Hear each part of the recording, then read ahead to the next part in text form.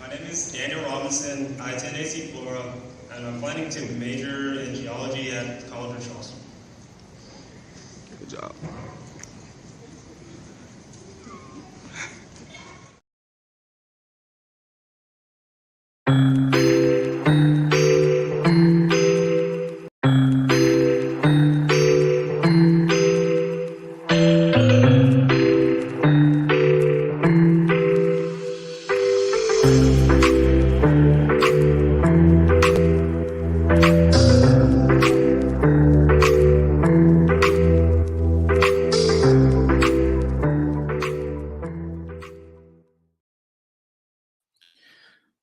Hello, everybody. This is Dave Rawson, father of geologist Daniel Robinson. Thank you guys for joining in on this live with me. I truly appreciate you guys. You know what? I cannot be doing anything to help locate my son without you. So, like I said, I'm just really grateful that you're taking the opportunity and the time to just share your time with me on this live. So, I'm trying to get some things together. You guys can see I'm still working on, but just so thank you so much. I see some people joining in right now. Looking at some that's here on the Instagram side. I really appreciate the guys. You guys are coming off the YouTube side as well, and those who may be on Twitter and Facebook. I truly appreciate each and every last one of you. As always, just want to say Happy New Year to you all. You guys, I hope again you had a wonderful time with your family and your friends, those who you really care about, that you love. It's very important to share that time with family. I'm a person that believes that, we try to do everything we can to spend the time that we need without the due time that we need with our families. Again, the holidays is a perfect time for that. So, of course, this is always a good time where families can eat together, like some from Thanksgiving all the way up to this part of the new year. Some people still have on their break right now. So that's what I'm saying, you guys, at the conclusion of this time where children may be going back to school and some of you may be going back to work and traveling and things like that. First of all, be careful. But that conclusion of that, I know you guys really wish and pray that you was able to enjoy yourself with your families. It's very important, you guys. I'll start off with this, as I always say. Sometimes we have conflicts and stuff like that in the family, and we don't know how to deal with that. We may be angry about certain circumstance, but we know ultimately we love our loved one. And I think it's my opinion. I think it's very important that we tell our loved ones how much we love them, despite of the fact that we may not be able to stand their nerves at the moment. Sometimes people, like I said, can get you angry about certain things, but don't let the sun go down on your wrath. Tell that loved one that you love them. Make sure that you're saying it to them as often as you can. I like to say, hopefully I can keep my word on that as well, is that when you have a conflict with your loved one, just simply tell them, hey, look, I'm not going to talk to you right now. I love you, but I'm not going to be able to talk to you right now currently. um, I need to have a moment, and have a moment to get rid of this our disagreements or differences right now. But I want you to know that I love you, because though I was able to tell Daniel that I love him 2 days prior to him going missing, we had our 2-hour conversation. I didn't want that to be my last time telling my son that.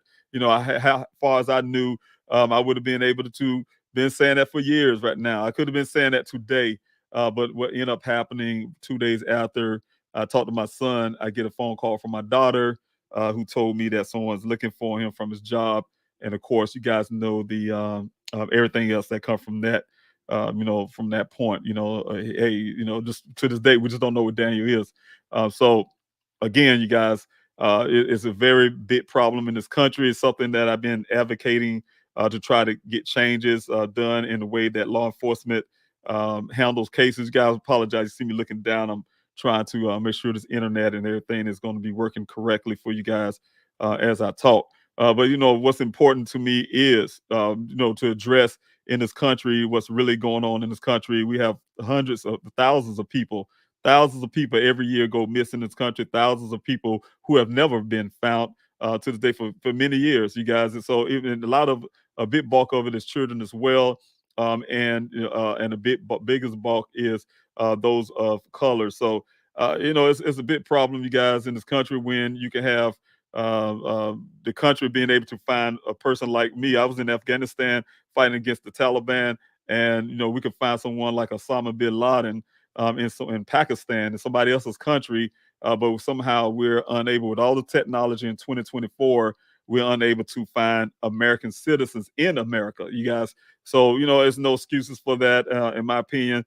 And I'm trying to do everything I can in my power as one of the citizens of the United States is to put my voice out there and speak on those things and see if we can get some changes done in the way law enforcement handle cases to the funding. I mean, with just everything, whatever it takes, you guys, to make sure that we're doing everything we can as citizens of the United States to get this thing right. Because sometimes it seems like it goes under the rug. We hear about I didn't hear about missing person cases like that until Daniel went missing. You may hear something here and there. You're shocked, about it, and you're torn about it. But you don't know the details and the extent of it. I didn't know that until I had to go out into that desert with over 200 to 300 people at a time. And those who came out with me, amazingly, had missing person on their own. Some did. And they tell me their stories. I didn't know what was going on in this country until I started doing researches and found out. So we're going to talk about that a little bit real quick, you guys. I'm going to add this to the screen. Missing in America, you guys, in this country, again, it's a big problem. It's something that we have that's going on constantly in this country. According to NamUs, you guys, the National Missing and Unidentified Persons NamUs database, which is funded by the U.S. Department of Justice, more than 600,000 people go missing annually, guys. Approximately 4,400 unidentified bodies are recovered every year. That is crazy, guys. That is crazy and scary at the same time. Because people don't just disappear, you guys. If you start seeing that kind of number coming up, you guys, we have to ask questions. Like, what's going on? Because people don't just vanish off the face of the earth, and we know that. Some people may want you to believe that, but it's far from the truth. We just don't vanish away from off the face of the earth, and we're not going to accept that as an answer or just or something we just look over. That's I call it a problem, a big problem in this country. So, of course, we need to fight for these missing loved ones that's out there. Thank you again. I see a lot of people coming on the Instagram. I wanted to do the live through the Instagram as well, because normally I didn't have the Instagram credit, but they starting to let us do that with the platform. So I'm really happy about that.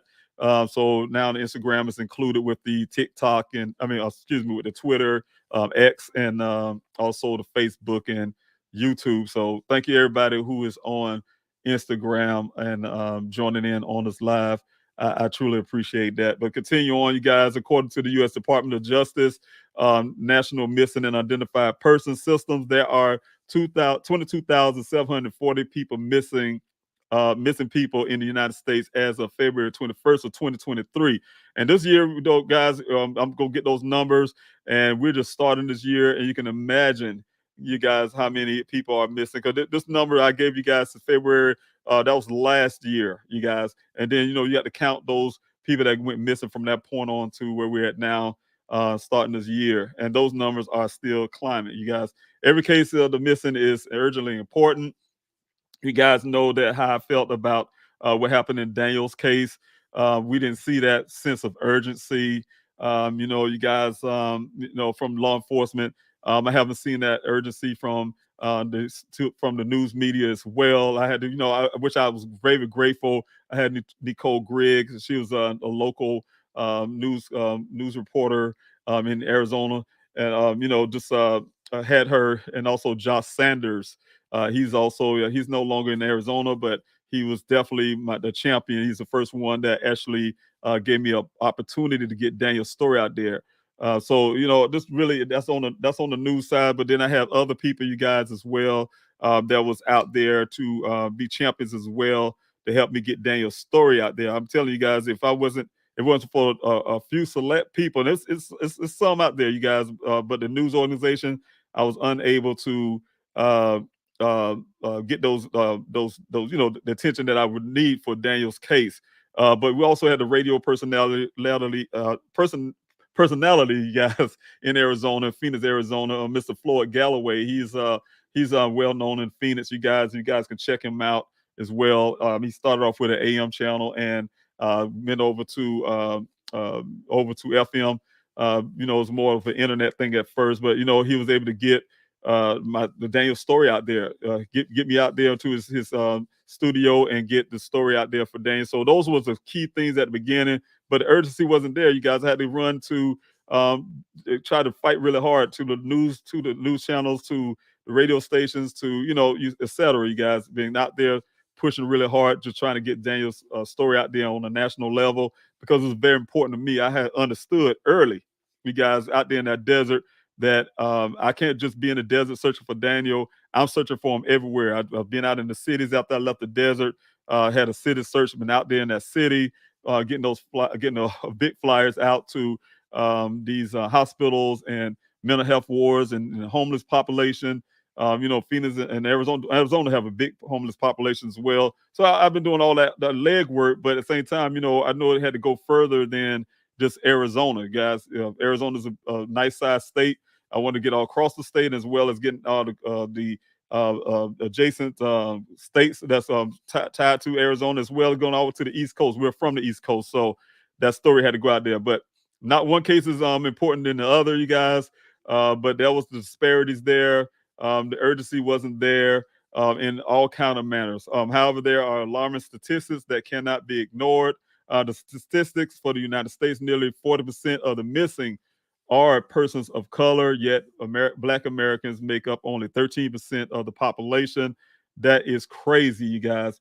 And it's another problem. It's another problem we need to look deep dive into and see what we can do to change that. I will be working on that as well.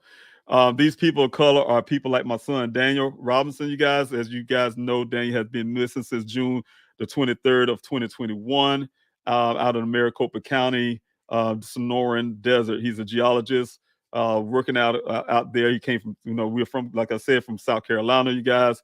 He graduated from the College of Charleston. For those who don't know Daniel's story that's watching me now, graduated from the College of Charleston with honors, you guys. Decided to take his career and his life out into Phoenix, Arizona, where he landed his first job with a company called Matrix New World, also called Matrix Southwest Groundwater.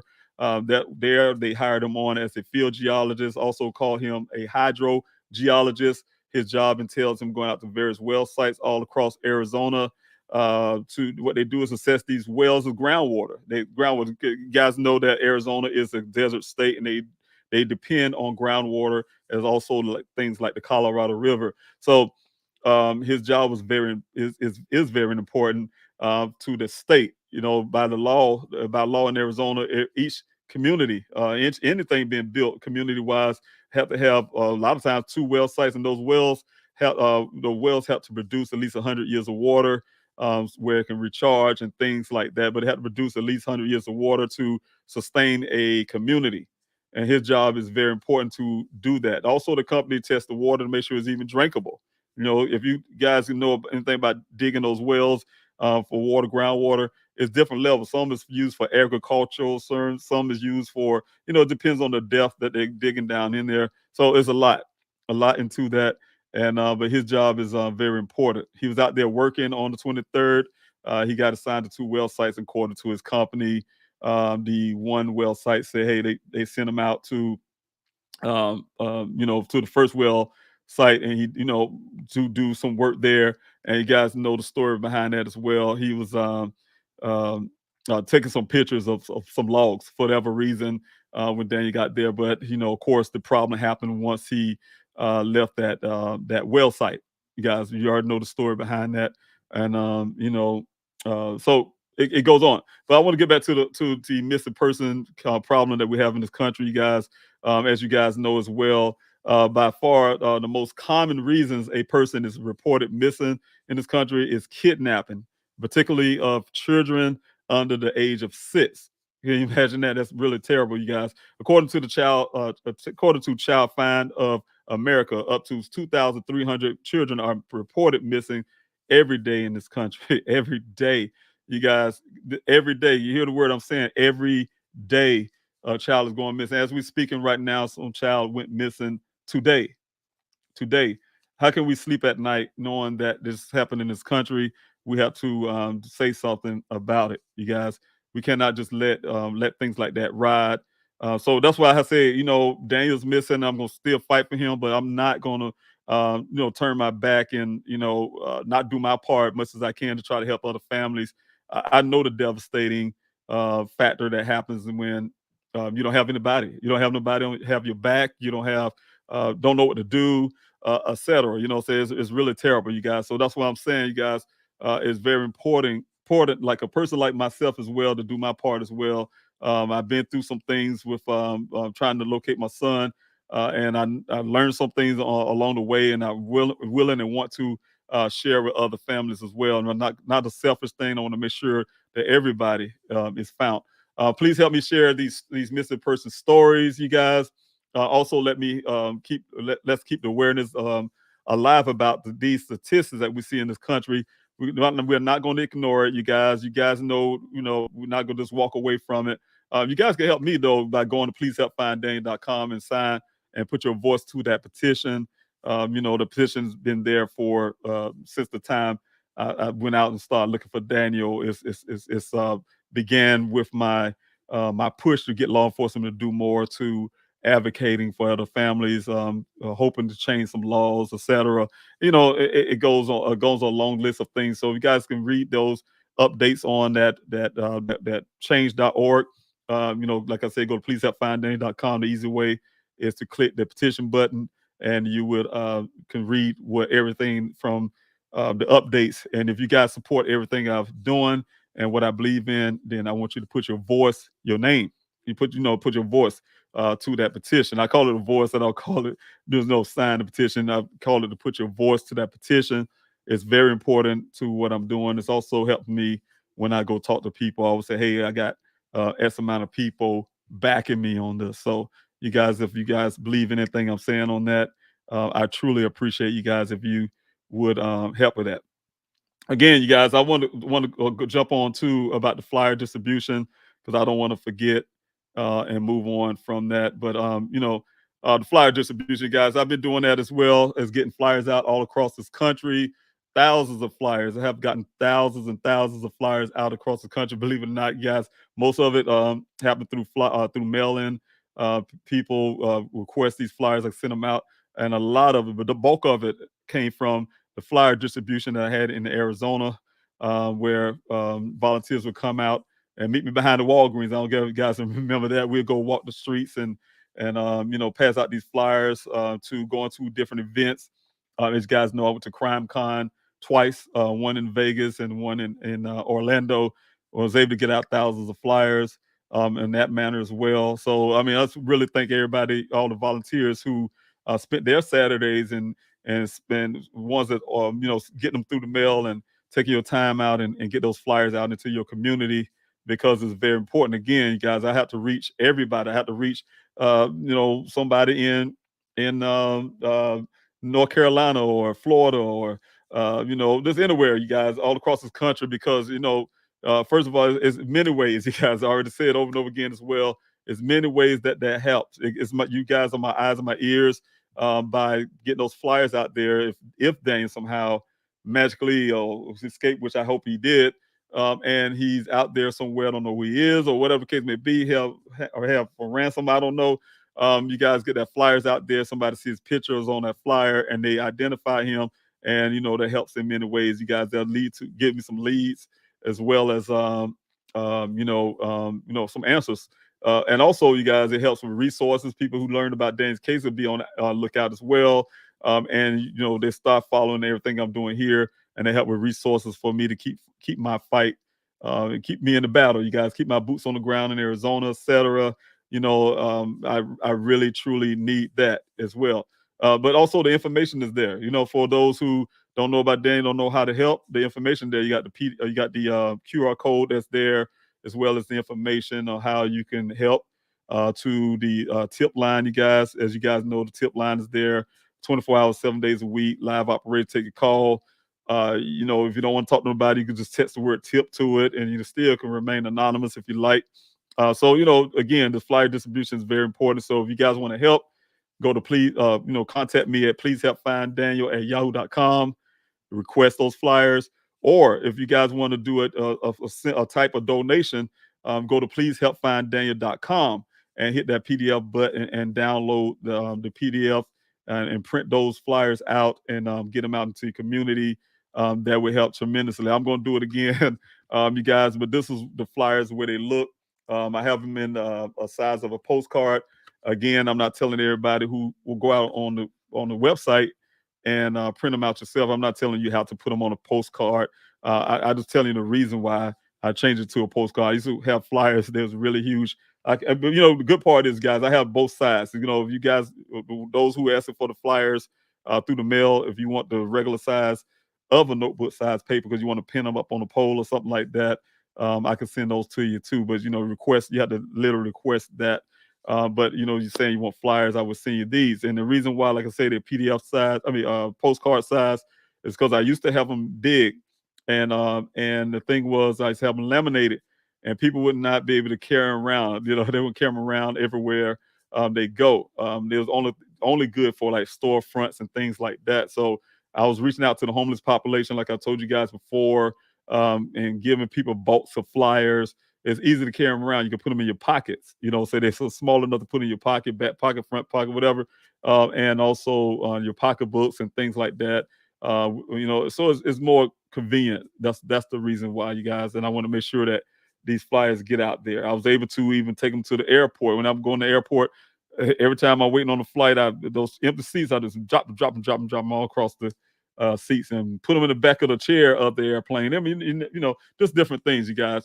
And so to be able to get them out there to get Daniel's story pushed, and that's what I'm working on. So again, you guys want to help that way, you can go to pleasehelpfinddaniel.com, hit that PDF button for the flyers, and like I say, it's a form of donating because I know it costs to print. It costs me to print. So it costs to print. So I understand that, you guys. So if you guys want to help that way, that helps me out, logistically and everything else. So I truly appreciate your donation on that. But those who rather for me to send you flyers, please help find Daniel at yahoo.com. Request those flyers and get your information to have those flyers sent out to you. And again, I appreciate you in advance for being able to help. I want to talk about one thing as well. My justice for Daniel. I put this up before, you guys. Justice for Daniel. No justice, no peace. We demand action in this case. And Daniel, you guys, have been over 2 years. It's been past 2 years, you guys. You guys are my extended family. I call you family. You are my extended family. No justice, no peace means that there can't be no peace without justice. My son Daniel has been missing for 2 years, over 2 years, guys. It's time for justice in this case. I've been fighting for it from day one.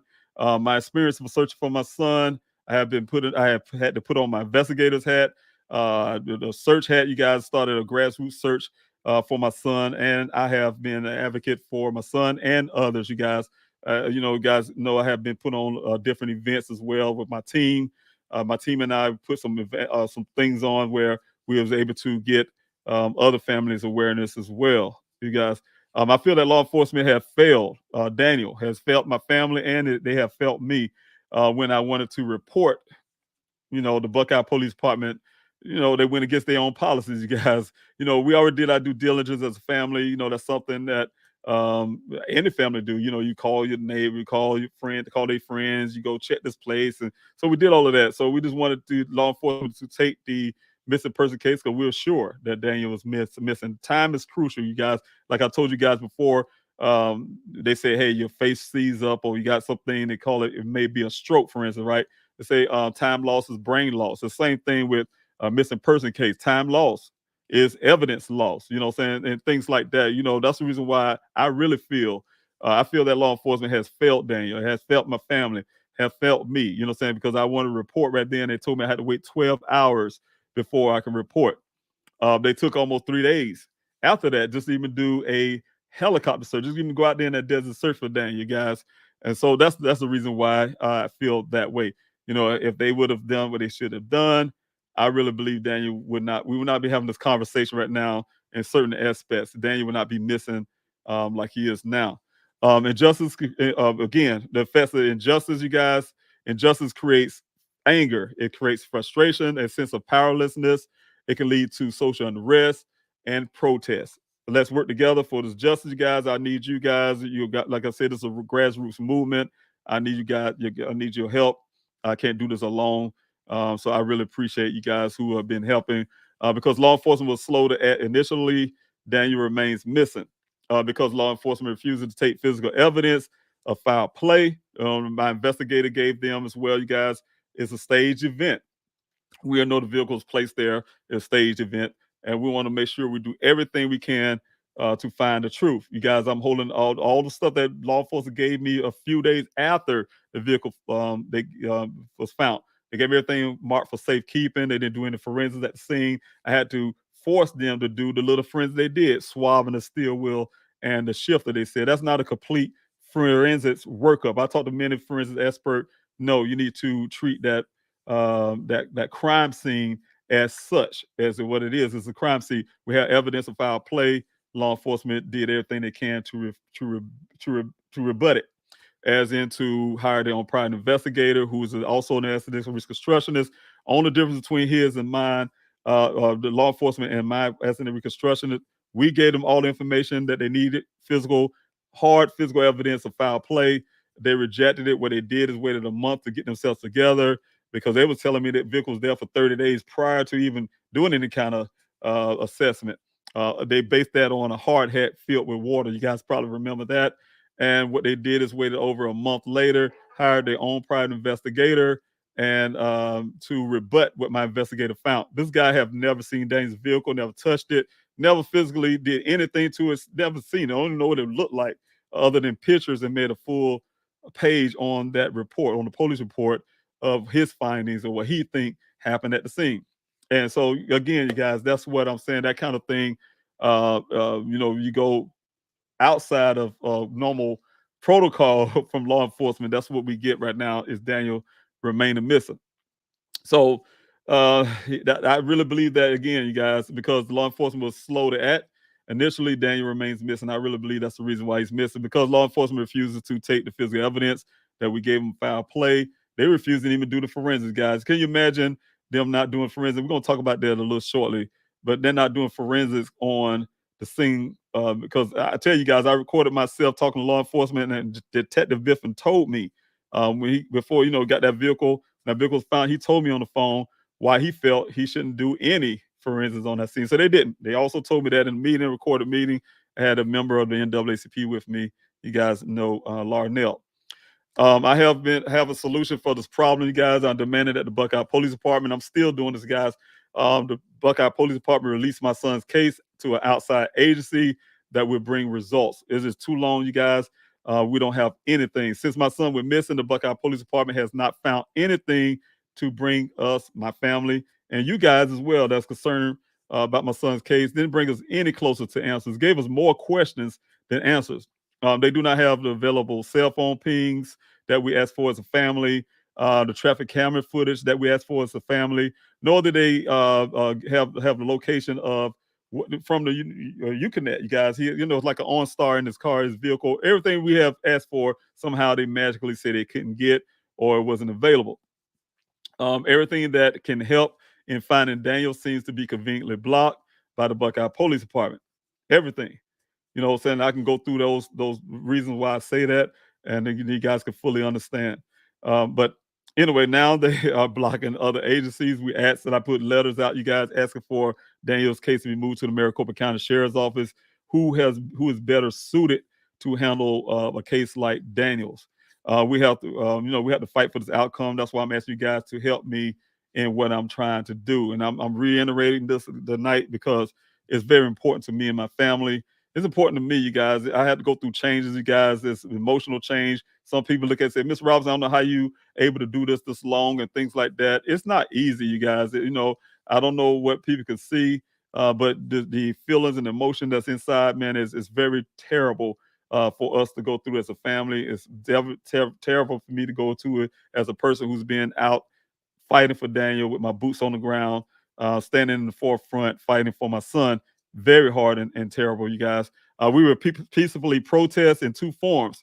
And I'm saying two forms, you guys, because one is pending. I created a mail-in protest to get targeted departments' attention and action.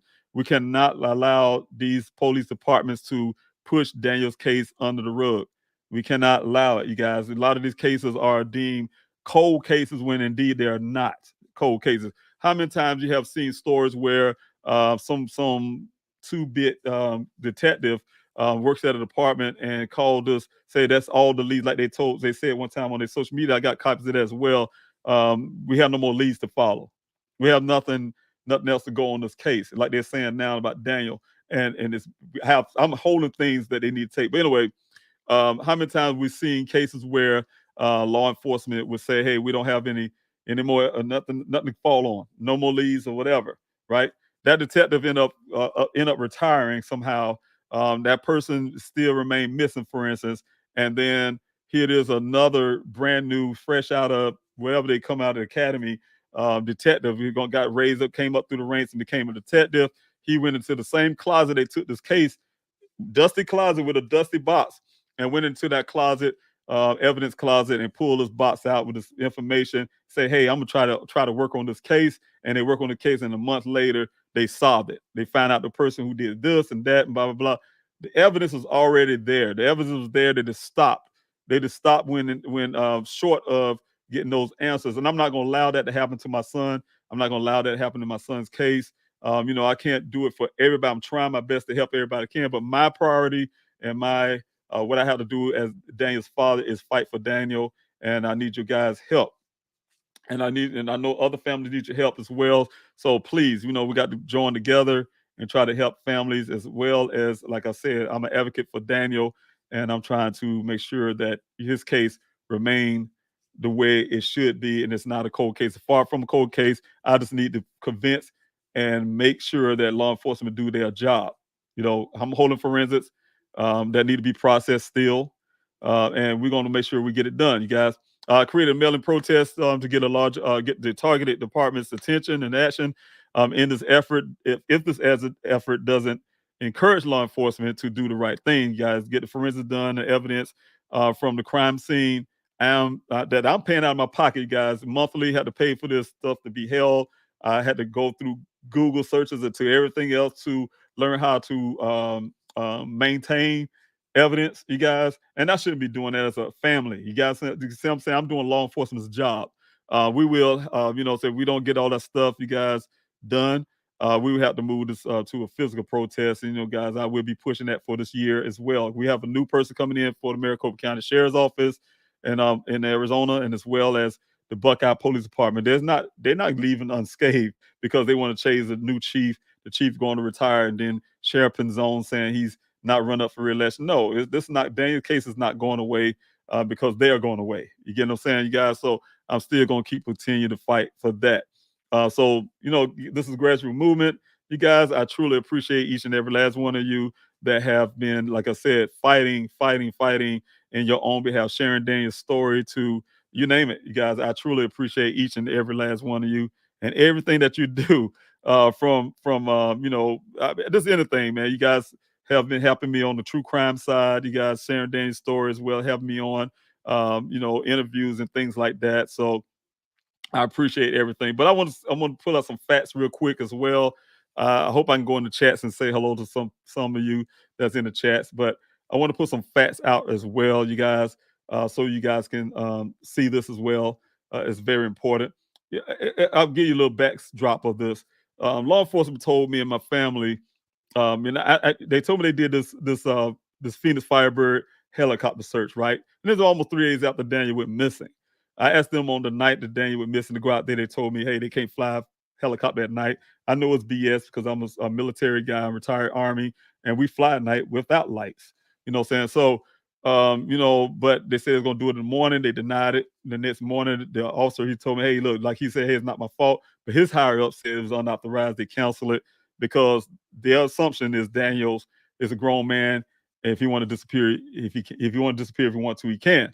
So they rejected it. My auntie from from Pennsylvania who did not call them. And whatever she said, she convinced them to send. They said they're gonna get a helicopter out there. Um, what I'm saying about that, you guys, to this date, I put a FOIA request in with Fire and Rescue, the Phoenix Police Department, where they got the helicopters from, and they don't have any record of it. They don't have a record of it. I asked them to say, "Well, we don't have any record. We didn't find it." But then I guess they realized what they were saying. Now they're saying we're still looking. They've been looking for almost 2 years now, a little over 2 years now. Matter of fact, almost 2 years, or look, almost 2 years, or almost close to at least about a month over the 2 year mark. They're still current to look for it. I say it don't exist because you put a FOIA request, they have a certain time to produce things, and they haven't produced it yet. And I still have my receipts. So it don't exist. I think it's something that law enforcement told me and my family because they rejected it initially, like they said, and they just want us to feel good. And the reason why I say that as well, I recorded myself again. I have receipts for everything, you guys, and I will be sharing it with public. I'm really legally trying to make sure it's okay for me to do so. But I will be sharing this stuff with you guys, these recordings of myself talking to law enforcement, where the officer 2 days after Daniel went missing, I'm talking to him on the phone. Hey, tell him, asking about these. Well, actually, 3 days after he went missing, I was asking about the helicopter search. Saying that they supposed to been doing or did or whatever.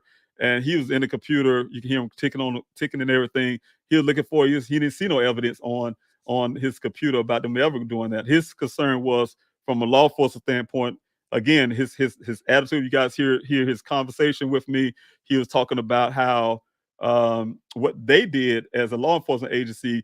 They didn't really go out looking for Daniel and all the stuff. What they did is say, hey, we put him in that database, the NCIC database, where the way he explained to me, hey, look, if he's driving his vehicle, because at that time we didn't know what Daniel's vehicle was, if the license plate come up on their screen on their computer, where he's riding any officer in the state or in the country, if his license plate come across their camera, it'll come up on their computer screen that he's been deemed missing or something out of other, and they would know. That's the furthest that law enforcement went to go looking for Daniel.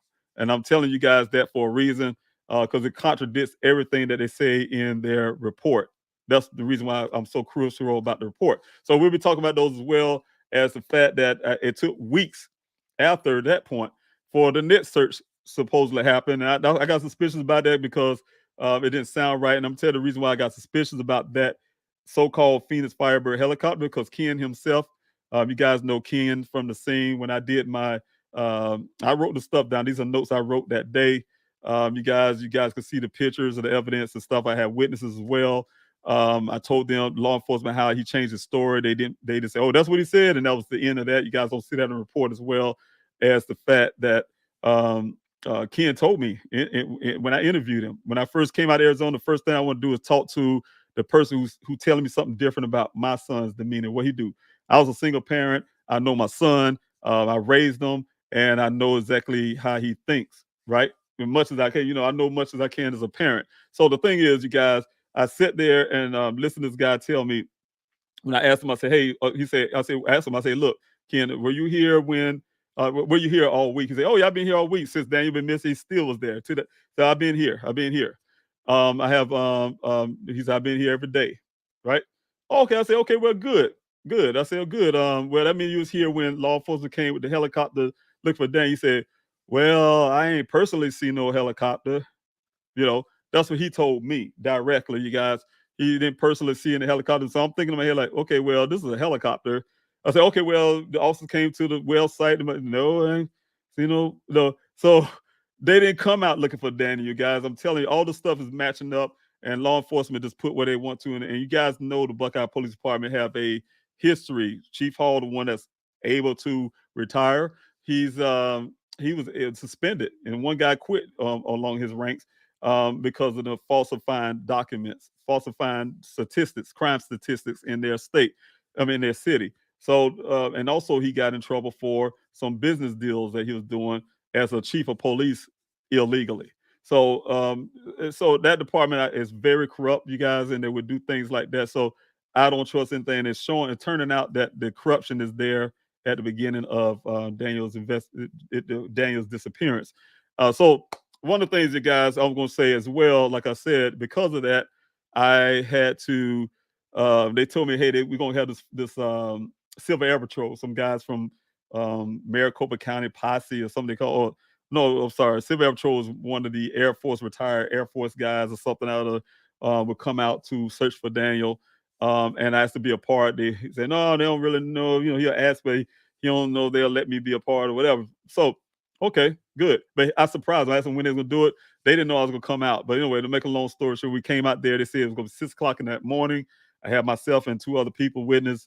We came out there in Sun Valley Parkway at the entrance gate, and we waited. They didn't show up at 6 o'clock. They showed up more like 8 o'clock. We sat there for over 2 hours. And the thing was, they finally showed up with Civil Air Patrol. Civil Air Patrol was 5 pickup trucks, you guys, 5 white trucks. And Detective Biffin and the other detective pull up with them. And then they didn't want me to go in there because I wanted to go in the desert with them to help search. They would not let me in for whatever reason. They said, "Oh, you can't let," and they blocked the gate. They used a vehicle. One of the vehicles lost because it's like I said, they used a vehicle and it was like 2 persons per truck, and they used one of the trucks to block me in, so I wouldn't be able to come in to see what they're doing. Right. So they got out there in the desert. We waited for a while. We seen the aircraft come back and forth. Just one flyover. You know, saying when I say one flyover, guys, it's going back and forth all from south to north, and that was it. Right. But they came out in the public and told you guys that, hey, look, we searched this area. Some will see where they actually marked where the vehicle probably would be at. They marked it on their map already, like pre-thinking, like, hey, you know, this vehicle will be here on the 19th, you know, when it's found. But anyway, besides that, I still have a copy there as well. Besides that, they say they searched this whole area by air and ground, right? And then when people asked the question, they came to people on the public because at that time, that's when things started picking up for Daniel case. You guys have been on a national level, and the reporters are coming in and asking the Buckeye Police Department, well, how can you have missed this vehicle when the vehicle showed up, you guys, on 19? How can you miss this vehicle if the vehicle was there for 30 days? And they said, well, and it's in a recording with them as well. They said it's because the terrain is rough and it's high and, you know, it's hidden, right? The vehicle is hidden and it is easily missed, right? But it was there for 30 days. I'm telling you guys, they wanted there for 30 days for whatever reason. Okay. And I'm fussing you guys, you know, I'm fussing because I'm there on the ground with over 200 people at a times and sometimes 100, some, you know, and we cover those areas. And that area is not, when we found out about that vehicle on the 19th, I expanded my search to, you know, based on the information we had at the time, just to cover that area, looking for stuff, right? And to make a long story with that, you guys, I look at the area and the brush comes up to my waistline. Like it's impossible for you to miss this vehicle from the air if it was there for 30 days. So again, they gave me suspicions about that as well as their story about Daniel joining the monastery, becoming a monk, to having a brain injury that made him shred his clothes. All the stuff was crap to me, where it caused me to get my own private investigator. So I want to share some pictures with you guys on here from directly from the Buckeye Police Department. This is the pictures that they gave me in the meeting that I had a few days after the vehicle showed up from the scene, because I was fussing with Chief Hall. They only gave me one picture that I gave out to the public at the time. And he was on there, keep using plurals. And I yell at him in the meeting and tell him, well, why you keep using these plurals? And I only have one picture. And he promised these pictures, every picture they got, all the media they got. And he did it. He put on a flash drive with Detective Biffin, along with the partial report, and then also what they call at the time a full report. I mean, it was done with Daniel case. Detective Biffin wrote it up, and he was done with the case until, you know, like I said, it became a national thing, and then all of a sudden we investigated and we're still doing this. But the thing is, what I'm saying is, guys, they give me this picture, and it's consistent with the rancher, with his stories, you guys. I can keep going on and on. I will put all the stuff together for you guys, but consistent with what the rancher story was about how many officers was out there. He said there was no helicopter out there. He was there the whole time. That's his area. This is land, you guys. He had to change the Razor's tire. They had this white Razor. This stuff, before I got these pictures, you know, I've been getting this information from the rancher, because what happened was the rancher came out to the search that following Saturday. When this vehicle showed up, you guys, I still had the searches going. That really made me want to get out there and search. The rancher showed up there. 2 people showed up, chief of police, and the rancher showed up that day. But I heard some information from him as well. But, you know, like I said, you guys, he changed the tire for the Razor, and he named it. He said it's only probably like 4 trucks out there, police officers, truck vehicle wise.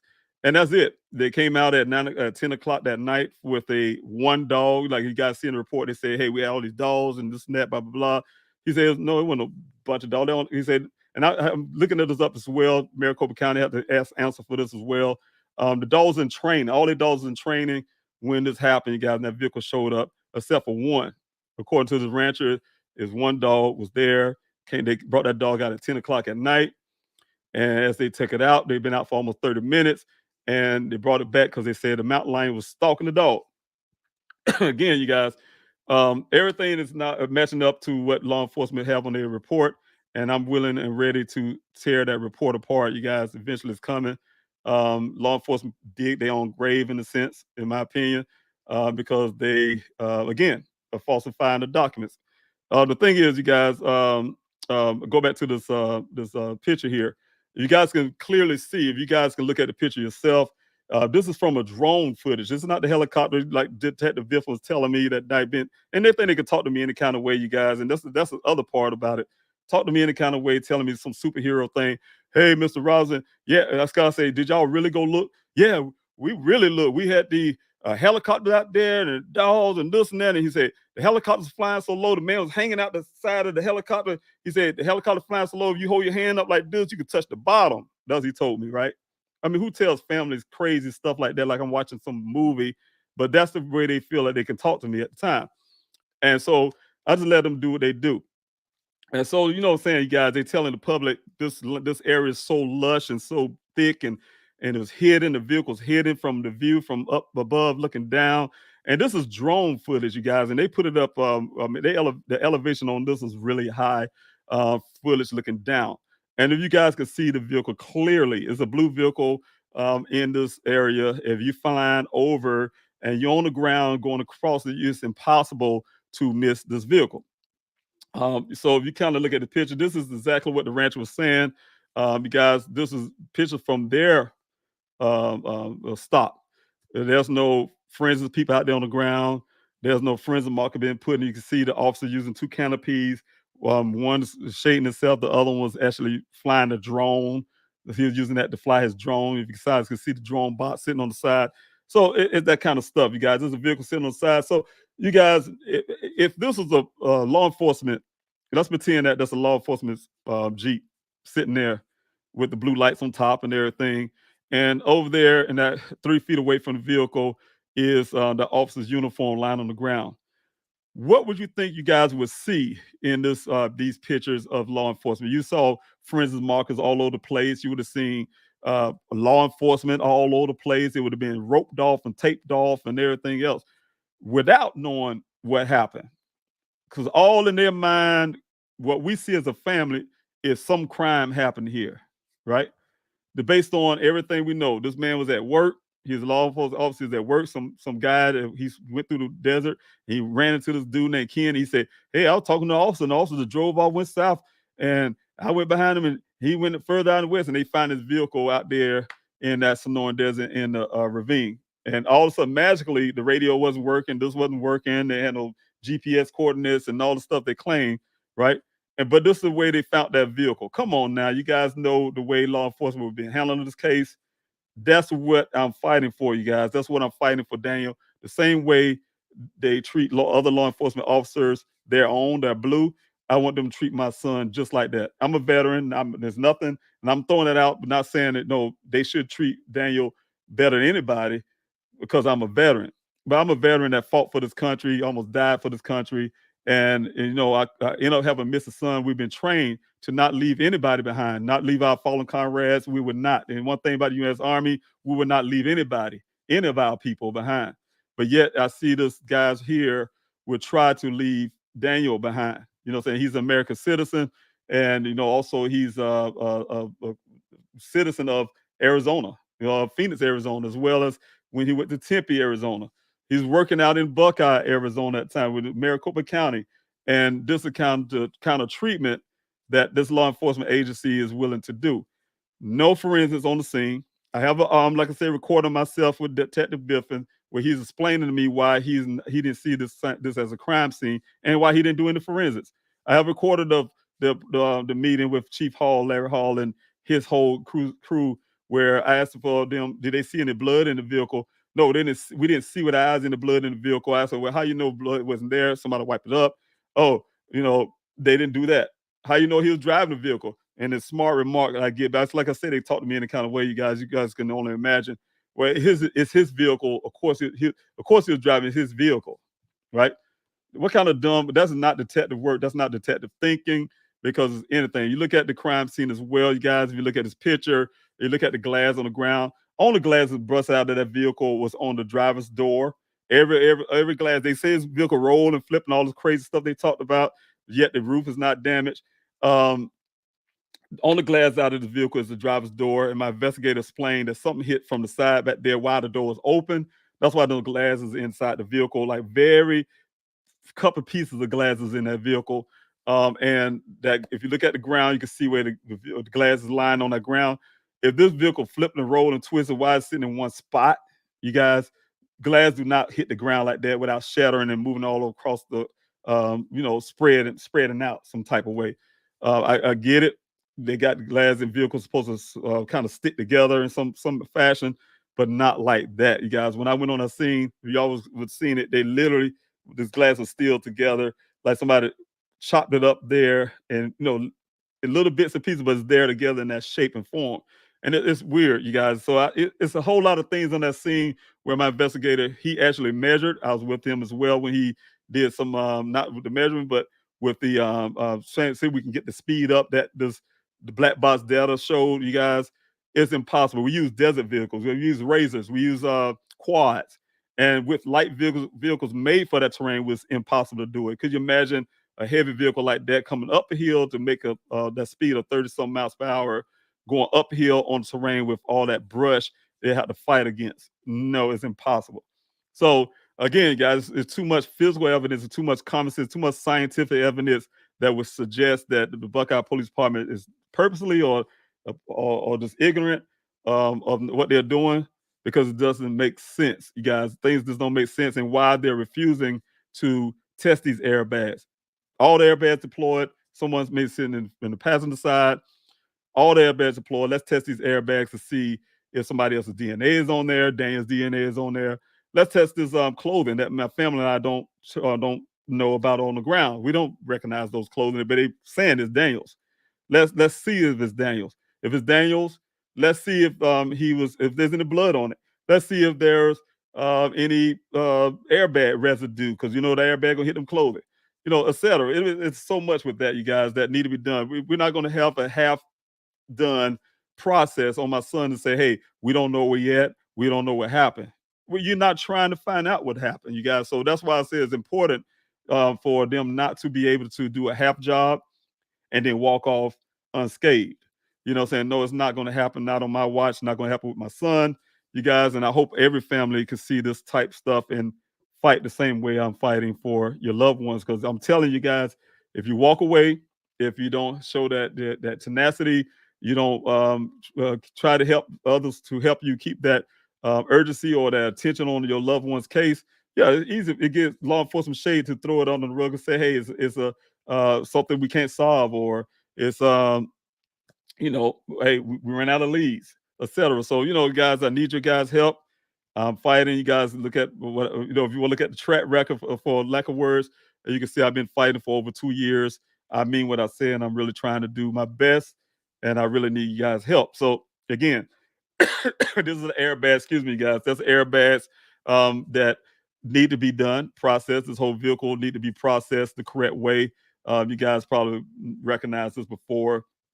Those who have been seeing the pictures inside the vehicle. I have many, many more pictures, guys. Some I'm not sharing, but this is another angle. If you guys look at the shifter, in my opinion, the shifter is in neutral. But law enforcement would not tell us exactly. Then when they asked for it, public, they say, oh, it was in drive or something like that. No, I look at the shifter from the way I try to look at stock videos as well as other 2017 Jeep Renegades, and you look at the shifter as when it's set, how it looks at an angle like that from that view. Yeah, it looks like it's in neutral to me, you guys. That is me, but we'll see. And then also the seat belt. They say, hey, Oh, the seatbelt locked in that position on the side, sitting on the side. We need to see the scientific fact about that, about the seatbelt locking and still sitting in that position. Also, you guys, don't be mistaken. I want to go back on the picture real quick. I probably don't have a good angle, but on the top of that vehicle, everybody look up the 2017 Jeep Renegades and in the Renegades, they do not have a sunroof. When I first initially talked to Buckeye Police Department, they told me he had the vehicle flipped and rolled and twisted and etc. And they told me to say, hey, look, we believe he have a severe brain injury. He kicked his way out of the sunroof. That's why the glass is on the ground. When they showed me the picture, he explained to me, that's why the glass is on the ground. I'm like, so but now hindsight, now I know the vehicle don't even have a glass in the sunroof. These are come with panels. Like guys, I showed you guys on my Q&A lives how the Jeep Renegade has a key. It have panels, you guys. You cannot even remove those panels. And I guess they saying with Daniel's superhuman strength, he kicked his way out of these panels. And anyway, the vehicle have a key that's right there in the back of the vehicle where the hatchback part under the tire, where the spare tire area, you say, and that's where a spare key, a key that unlocks that panel where you can get the panels out of there. So they saying he kicked his way out of this so-called panel and got out. Right? That was the excuse, the Buckeye Police Department's excuse. And that was early on. The first thing they told me a day after the vehicle was found. The vehicle found on the 19th. They told me that on the 20th. Things just didn't add up, you guys. Again, that's the reason why I hired my private investigator at the time. So I can continue on about this, guys, and keep going on and on about it. But this initial story started from this one man, Ken, you guys see here. The initial story, you guys, again, I'm just backing up with my receipts. I got so much more that you guys probably won't see or will probably see. I'm not sure for now. But the thing is, I have so much receipts, you guys, that I'm working through where I had, you can see the pen in my hand, the paper, and taking notes. So I didn't know these things was going to serve me well now. At the time, this was a couple of days after Daniel was missing. I drove over 2,000 miles to get to Arizona to locate my son for myself. And the first person, like I said, after I got my daughter, we did our due diligence with all over different airport, with all the airport, different parking spaces, you name it. Just make sure Daniel didn't somehow leave town, which he wouldn't do. But we got to have an open mind. So we kind of went looking everywhere, guys. We did all that work and with the Red Cross, and try to look for the NAACP, etc. But the major thing for me as a father is this man. I hear the story from law enforcement saying this man said that my son came to this job site and he met him on the side of Sun Valley Parkway, right where we're standing right there, by the way. Met him on the side of the road of Sun Valley Parkway. They had a brief conversation, and my son followed him into this desert. They went 1 mile west and 2 miles north to get to this well site, and they've been there for only 15 minutes. My son talking about the weather or something and want to go back to Phoenix and this and that and all this crazy stuff. And then said he just got his vehicle, waved at him, and drove off, never to be seen again. And my question for myself, knowing Daniel, if Daniel didn't want to be at work that day, he wouldn't have came at all. He came to 2 well sites. I know my son, he wouldn't waste his time of, hey, I want to be here while I will go to 2 well sites.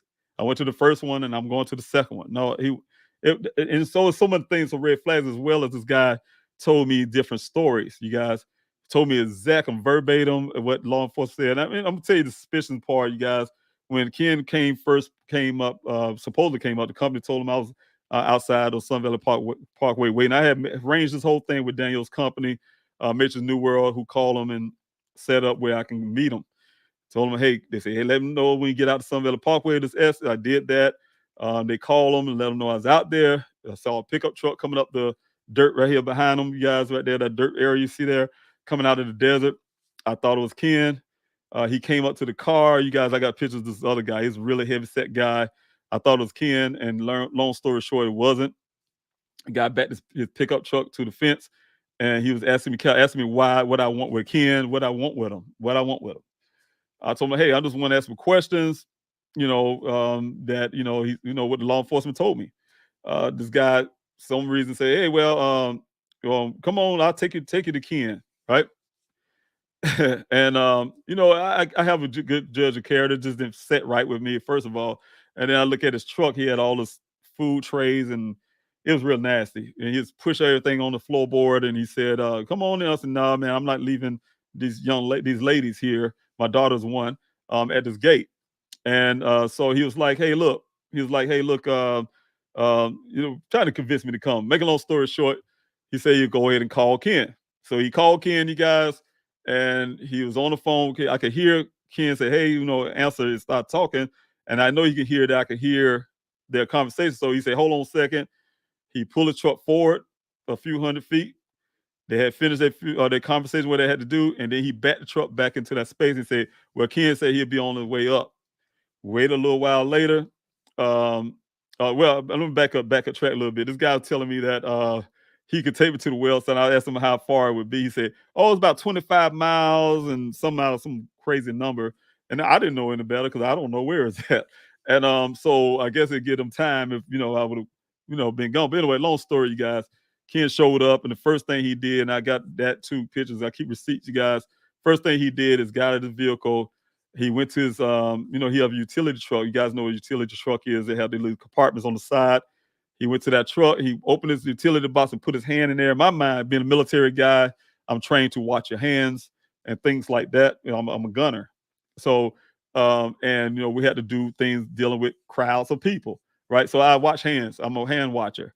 And the thing is, I watch his hands. His hands went into the compartment. He put his hand in as he was grabbing something. In my mind, say, "Oh, he's grabbing a gun," but I told him, "Hey, I was here for blah blah blah." Just asked a question, and he I could tell his demeanor changed. He took his hand out the box, and then he started walking towards me, and we had our conversation. You guys, I wrote down everything this guy said. Like I said, it's almost like a tape recorder. You guys, everything that Officer Cruz told me that night when he talked to Ken. And the first night, you guys, fresh in his mind, fresh story, everything. He told Ken, Mr. Officer Cruz, what happened, and Officer Cruz relayed that back to me. And then, of course, on my travel to Arizona, I'm just hearing this in my mind and trying to put things together. So when I talked to him, I mean, when I said it's almost like I'm not saying it was written, but it was like a strip, you guys. It's like, hey, Kim was saying exactly how Austin Cruz told me what he said, right? So I kept asking him questions to make sure I'm getting them right because it didn't sound right to me. That's not sound like Daniel, but nevertheless, I can't call the man a liar. Then I started using my techniques I learned from my military experience, and said, "Hey, look, it's a befriend me type thing, get him a little more comfortable." And then he kept saying, "Well, I don't know if I knew his demeanor, or knew his mannerism. That's the word he used. I would have known something, or something like that." And then to that effect. And then he sat there and started explaining to me again because I asked him again. My tactic was to ask him the story again after that point, and then he told me the story again. But this time, he started adding a whole bunch of extra stuff about staying left to the tracks because he didn't want to disturb me because the police would come looking. And he said this thing's gonna go national, right? The story's gonna go national, that type deal. And I'm listening to this man go national. What that mean? Then he told me about staying left so he didn't disturb them because law enforcement go. And he told me about this gate he came to. He came to this gate. He opened the gate. And I'm telling law enforcement all this. Buckeye Police Department. It's ironic, you guys. Everything I told Buckeye Police Department, you guys don't see in the report, but you can hear something from what Caitlin said on the report, or you hear something from this person what they said. You don't hear nothing from the rancher, for instance, who said I was here 2 days prior and the vehicle wasn't here. So on that report. So the thing is, you guys, he telling me that he stayed left to the track so he didn't disturb them. He went through this gate. I mean, he's giving me a story I can visualize in my mind while I'm sitting there listening to him.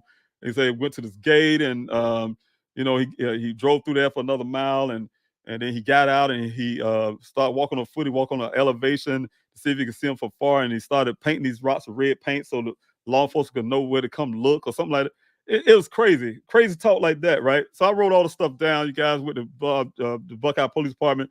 Told him what I did. I talked to this man and what he said. He changed the story. This is what he told me, and exactly what given to me. He said, "Oh, that's what he said," and that was the end of the story. You guys don't hear that on the report. They didn't follow up. I never heard of Ken going in the interrogation room.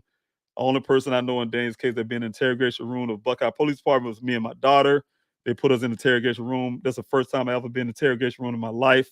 And, they put us in the interrogation room and had us sitting there for a while to come up with anything we could find strange and odd about Daniel. And that's what we did. That's what some of the stuff you guys hear, except for the fact I did not say Daniel was in love with a woman he didn't know. I never said that. That's something I asked them to remove, and they haven't done that yet. But one of the things is we're sitting there trying to find anything that was strange. My daughter gave them a story that he did weeks before he went missing. He came over there and he's standing off the wall, but they used that in their report as a basis to say, oh, he was troubled, I guess, or something. I don't know what the case may be, but that's the way law enforcement was using those things to paint their narrative, the way I look at it. And so, again, the story's narrative is about this one person of a man, my son, geologist Daniel Robinson, who enjoy nature, he enjoy life. My son is not depressed. He's not that kind of person who wanted, like Detective Biffin said to me, may have joined the monastery and become a monk to get away from you guys. No, that's not Dan. He loves his family. He's a young man that even through COVID times, flew out into South Carolina just to see his grandparents, stand outside the window just to see their face. He often my mother, she constantly tell me how she missed him calling her to check on her. So yeah, that's the kind of person he is. He's a person to diffuse conflicts that may be happening in the family. This is Daniel Robinson. You guys, the true Daniel Robinson, outside of what Buckeye, just from a family, outside of what Buckeye tried to paint him as putting unnecessary fillers in the report.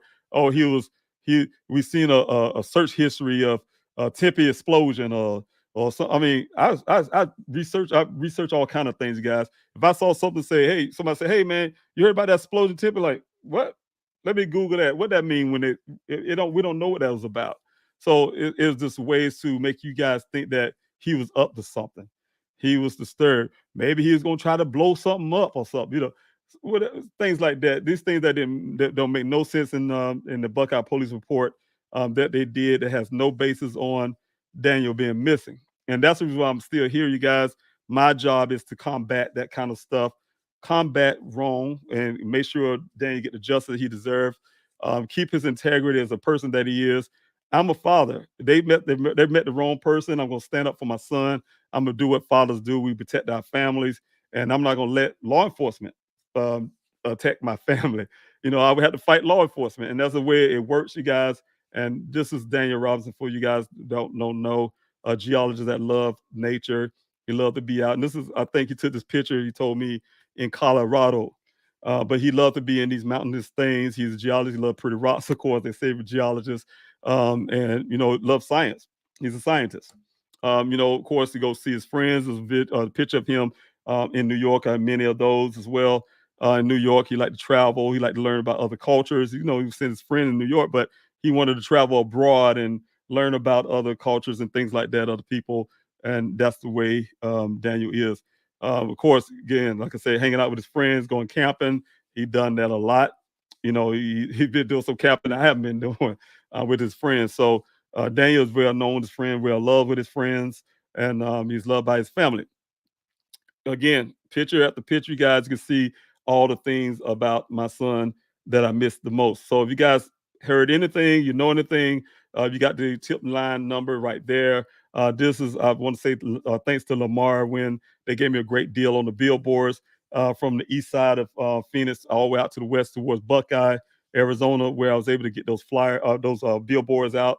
For people to get awareness about Daniel's case. And I really want to thank you guys for donating, because you guys didn't donate the way you guys have. I wouldn't have had my boots on the ground. I wouldn't have been able to do these billboards the way I was able to do it. Get these thousands of flyers out, do these 49 weeks of desert searches covering over 35,000 acres of land. I would not have been doing any of that as much as I would like to. You guys, trust me, you guys could tell the way I am. I would have been fighting the best way I can and doing everything I can, but I wouldn't have been able to do it at that extent without you guys help. So I really appreciate each and every last one of you who took your money out your pocket and to help me in many forms and many ways. So thanks so much again for being able to put these things together at events that I went to, many events to spread awareness, give out thousands of flyers at these events all across Arizona with my team as well. My team is as well. That's out there hustling, hustling out there. And I say hustling out there, getting those flyers out there. You guys help me put these things together. And I really fishy graphics in Arizona. You guys who helped me get these like I said, the tablecloths and the banner and things like that, where I was able to get these flyers at a good rate, costly rate. So really appreciate all of that, you guys. Again, I appreciate you guys for joining in on this live. Again, always not expecting to be on lives as much as long as I be on, but I have a lot to say a lot of times. You know, this is my son missing, so I'm going to constantly keep battling and fighting and doing everything I can. And when I get into it, I'm gonna keep going. But lastly, before I go, again, you guys go to pleasehelpfinddaniel.com, the website. And this is the petition button, you guys, like I tell you, that you can go put your voice to. They say sign the petition, but put your voice to the petition, you guys. I need that as well. Volunteer on the way, search tab, the donate tab, events tab, and this is the print the flyers tab, you guys. The PDF is there for those who would like to help in that way. It's a form of donating to my cause, is to print those flyers out and get them in your community. I truly appreciate it. Whether you're doing it in the postcard size is the word I want to use. And whether you're doing it in the postcard size or not, you guys, I really need those flyers out there. And this is postcard size, you guys, for those who may just be getting in. But whether it's the postcard size, the size of my hand, for people to be able to put in their pockets and things like that, or a big sheet of paper, or however you can do it. I truly appreciate it, guys. If you can help me get these flyers out there, that's the main key. That's the most important part of what I'm trying to do here. So is get those flyers out there, get awareness of my son's case. So again, the print button is there if you guys want to help in that way. Also, you guys, if you come stroll down, is that mail-in protests I was talking about. I've been doing it for over a year now. This will be quite a year. It'll be almost a year next month when I started this mail-in protest, you guys. And I have people putting out thousands of letters out there to these agencies, you guys. What you do, those who don't know how to be a part of it, all you do is go to the website here. These are the samples of what they look like, you guys. But you got 5 here where you get these PDFs here. You click on the PDFs, one of these PDFs here, where all of them, you guys, download them. And again, it's a form of donating. Again, you guys, because I know it costs for ink and things like that. Trust me, I know, because I print out flyers. And I know it costs you guys, and I really appreciate those who do that, print out the flyers yourself.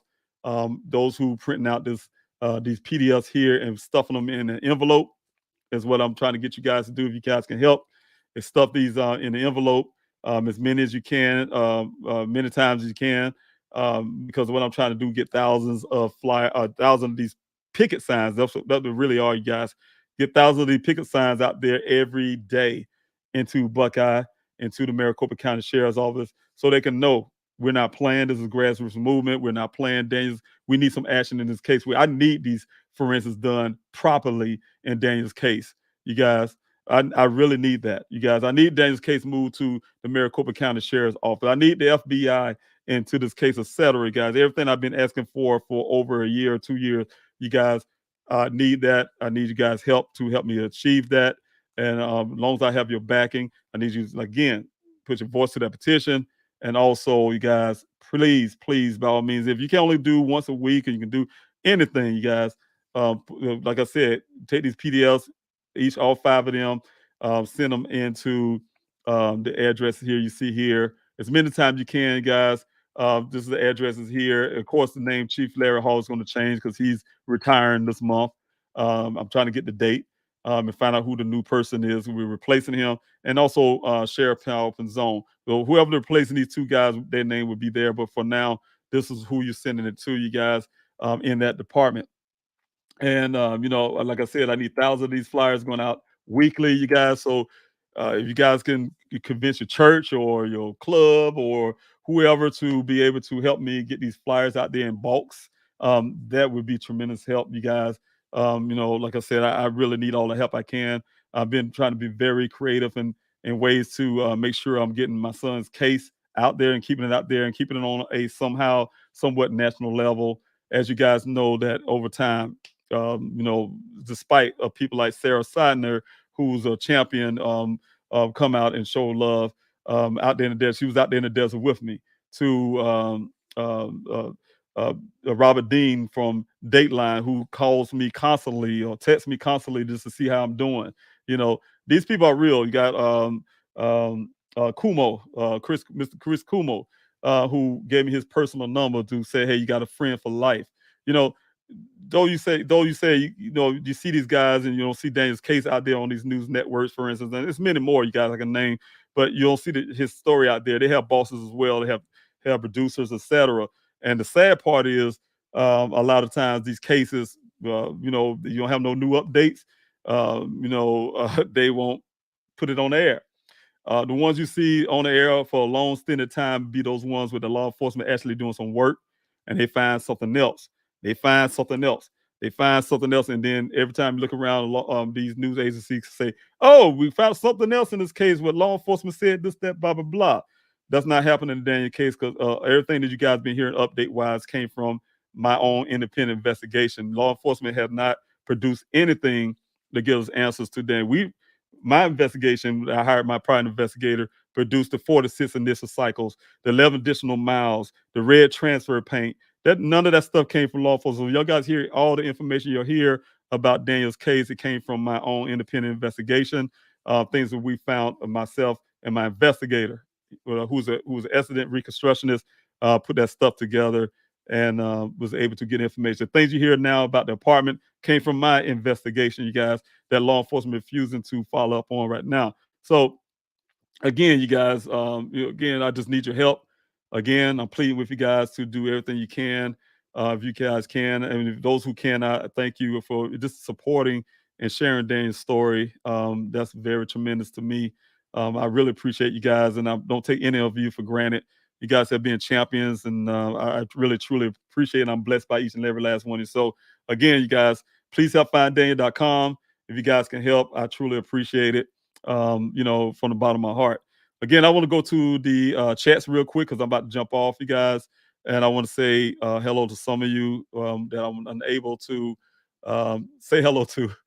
So I want to make sure I'm doing getting you guys in, like I said, because I'm really appreciative to everybody who's been a part of this effort to locate my son. Big and small things that you do. Like I said, there's no small thing. Everything you guys do is big. Like I say, just sharing the story. I even, like I told you guys before, those who have just been putting kind words there, you guys don't know the difference that make. In the military, we have thing we call keeping the morale up, you guys, so we can continue to fight for this country and to continue to fight for my son. You guys, those words, those kind words that you guys send, they help. Because you can imagine how many, you put yourself in the public eye, imagine how much you get you get the negatives, you guys. I get a lot of negatives as well. I remember Sarah Sidner, to bring her back up again. I remember we was in the desert together, and she says, I was telling her about the death threats I had, and and she's like, and the way she said, she's like, "You too," like that, right? And so I was like, okay, looking like what? And she looked at the camera guy and said, "How many you had?" He said, "Oh man, I lost count or something or the other." What she told me was that, when you put yourself in the public eye, then you realize how many people out here, crazies are out here, and it's where they come out of the woodwork. Some people drive on other people's pains, and I tell people, families, this all the time, and that's why sometimes families don't like to come out because they're afraid of things like that as well, and they're already going through enough, and then have to deal with that. When you put yourself in the public eye, you open yourself up to all kind of things. The people, all only thing they do in life is sit out and try to find ways to make other people's lives miserable. And so you have to deal with that. So when you deal with, and I'm saying this for a reason, you guys, for those who have missing loved ones or who want to go out and fight for your loved one, it's hard to say and easy to say at the same time. Sometimes you have to grow, you have to make sure you have thick skin, because a lot of times, you hear some things, criticism to whatever, and like I said, I have death threats and things, and here are these bad leads that I had to follow. I had to swallow a lot of stuff, you guys. You have to deal with slow action of law enforcement, or it's a lot that you have to deal with, and at the same time, like a person like me, not being able to take a long pause and grieve that your son is missing. So again, again, you guys, thank you so much. Again, you guys, I want to say Esther, thank you so much for being here. You're always there. Yeah, just checking in a little late, but no, but you here right on time. I know these messages probably a little late because I've been running my mouth here, you guys. The edit twin, thanks so much for being here, you guys. I'm trying to rush through really quick. Happy New Year to you, Lay. I keep saying it wrong, but thanks. Happy New Year to you. God bless you, Libby. Thanks so much for being here. Wishing you and your family a very best 2024. Be filled with love and answers. Thank you so much, Libby. I truly appreciate that. Mary Ann, thanks so much for being here. Greetings to all. I truly appreciate you coming in off the YouTube side, as well as Ruru. Thanks so much. Hello, sir. Whatever it takes. Absolutely. That's right. That's what men, families that we do. And, so we'll keep on fighting. Jen, thanks so much. Good evening to you. Aries one. If you're Aries, I'm Aries. I don't know if that's what this sign is or that's just a name. But thank you so much for being here. Good evening to you. Thank you for being here. Again, let me see who else I got. Tabby, if I'm saying that correct. All right. Thank you so much for being here. Good evening to you. Okay, yes, I just did as well, but thank you again for being here. You guys, I want to say something. I want to look at each and every last one of your messages here, but I want to try to get some people in and tell you thank you for being here. David, were there any shoe prints near Daniel's Jeep? What I was told by law enforcement, you guys, because um, Detective Biffin asked me he's describing the scene again, you guys. He asked me, say, hey, your son's wearing boxes of briefs. And I'm like, looking at him like, how would I know what my grown son is wearing? Right? Boxes of briefs. I said, well, how would I know that? He said, oh, well, everything on his body from his underwear down to socks is on the ground. So in my mind, immediately I knew he was walking barefooted. Right? They said this, right? So I said, well, when y'all had these dogs, they say they had and all the stuff, y'all find anything? And he said, oh no, we ain't see no footprints, no track, no shoe prints, nothing. Dogs didn't track on thing, they didn't find the tracking dogs didn't find nothing. They had that was Daniel's clothes, guys. I'll say again, you guys, everything is matched what the rancher told me. But if you guys stop for one moment and ask law enforcement this one question: if you had these Maricopa County dogs who was trained to track, and he said they had tracking dogs as well as cadaver dogs, and it was trained to track, as they said, if Daniel had left that scene with that clothing on the ground, that's supposed to be his clothing, right? They have something to go by, and the vehicle itself. And those dogs on the scene for real to do that. They would have been tracking if he was left there. They didn't track. He told me they didn't track. And that's on the call, you guys. I'm telling you about. They didn't track nothing, right? Track nothing, nothing. No footprints, no shoe prints. They said, and whatever. Dogs didn't track anything. But even on top of that, you guys, they said they had these cadaver dogs, but yet they didn't find anything in that area with these cadaver dogs. They said, even though the ranch says only one dog was there. Don't know what type. He said what type, but he said only one dog. And then after they left, I had my searches in that area, and we found a human skull. Now, if they had these cadaver dogs out there, why they didn't find a human skull, you guys? So I'm saying everything is so contradictory to what law enforcement says. And that's the reason why I say, you guys see me talk the way I do. And I know it's always sound critical of law enforcement, but it's impossible for a man like me, the high intelligent that I am. And I'm not saying that it's been, bragging or something like that, but I'm not a dumb person. Use common sense and things like God did give all of us that CS, and we can use a little bit of common sense. Things would not, again, yes, the chief always said, yeah, that's a mystery telling Sarah Sidon again, CNN. It is a mystery. We don't understand the 4 to 6 initial cycles, right? So you trying to tell me that vehicle's there for 30 days. Daniel's sitting. You got to press the brake brakes in. You guys, anybody know who driving a vehicle? You got to press the brakes in, regardless you're driving a vehicle that had used a key or a push start. You got to press that brake in to crank it, right? So they trying to say again, Daniel's some type of superhero. He's sitting in a car that's lying on his passenger side, cranking it up 4 to 6 times. You know what I'm saying? Against logics and common sense, you guys. And so what I'm saying again, it always throws back to what if somebody's hiding, right? So that's the thing. That's where we're at in my son's case. So again, with that shoe prints and things like that, according to law enforcement, no. Bone Rush. Thank you so much for being here. I truly appreciate you. Xenia, thanks so much for being here. I truly appreciate you. Libby, thank you again. Let's see what I got here. I'm trying to read some of your things here as well. Tabby, thanks so much. The body of the vehicle is not damaged like a rollover. You know, the place where I have the facility I have my son's vehicle, um, they specialize in rollovers, right? And the owner, or I don't know exactly the owner, but they showed me rollover vehicles there, and he said this vehicle was not rolled. You know, it's not a rollover. He showed me what vehicle rollover in the same company vehicle. When I say company, I mean Jeep. um, that the weight of the vehicle rolled, it would have crushed the roof in. Then if it just went, it probably been on one side would have been smashing a lot further than the other, depending on which direction it rolled. And we don't have that in this vehicle. The rack, the ski rack, or what you want to call it, on top of the vehicle is unscratched, etc. So I'm telling you guys, don't take anything you read in the Buckeye Police Department report as face value. And I'm going to tear it apart when I get my opportunity and times. All right. Francis Lawson, you are so right. And I don't understand why our law enforcement are not doing more. But just wait till you get to Arizona court system. Now if you're disappointed with law enforcement, you would be devastated with the courts. And and I have something. I have some things I'm thinking about.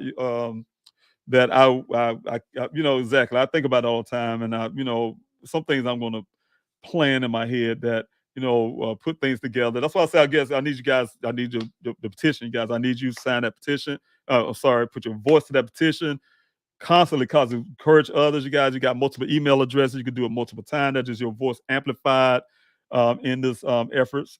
Again, it is amplified. You can do it multiple times. It may have you to verify email. Please do so it can count. They may ask you for a donation. Again, change.org need donations. They don't come to my efforts, but it goes to them through their website, change.org. They need that because they the ones help us have that platform for the petition. So if you guys want to help them out as well, I'm not doing a commercial for them, but I really appreciate change.org for giving me that platform, allow me to use their platform to hold my petitions there. So if you guys can, help them out, that's so it's a good thing, guys, if you can do that as well. But yes, have a feeling with the court system, it'll probably be a battle with certain things. But one thing that's really puzzles me is why the Buckeye Police Department so needs to make this report so extravagant, longly, and fillers and what Mr. McGrath thinks about me, or trying to mess up my credibility, and personal attacks on me. I'm a family member. If you're not thick-skinned either as a law enforcement officer, you shouldn't be in law enforcement. You're so fearful and you can shoot people quickly. You shouldn't be in law enforcement. If you're a racist, you shouldn't be in law enforcement. And so I'm saying there's all kind of reasons why I say they shouldn't be in law enforcement.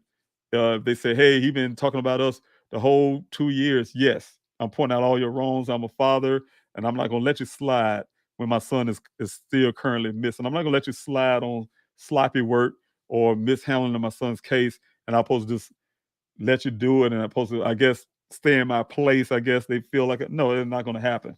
Not this man here. I'm a different man. It's just not going to happen. So, again, thanks so much, Esther. Again, your efforts are more than enough.